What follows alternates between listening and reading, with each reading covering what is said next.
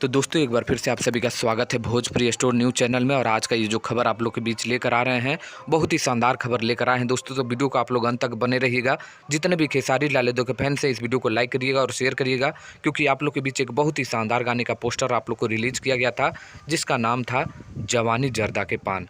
जी हाँ दोस्तों, इसका पोस्टर रिलीज होते ही आप लोगों ने काफ़ी सवाल पूछा था कि इसको कब रिलीज़ किया जाएगा। तो अब आप लोग के बीच खेसारी लाल यादव का दमदार गाने का आप लोग को गाना सुनने को मिलेगा। अब बताते हैं जवानी जर्दा के पान जो आप लोग के बीच रिलीज होने का तारीख ऐलान कर दिया गया है। खेसारी लाल यादव और शिल्पी राज के आवाज़ में है दोस्तों। इसको म्यूजिक दिए हैं आर्या शर्मा और लिरिक्स है आशुतोष तिवारी का।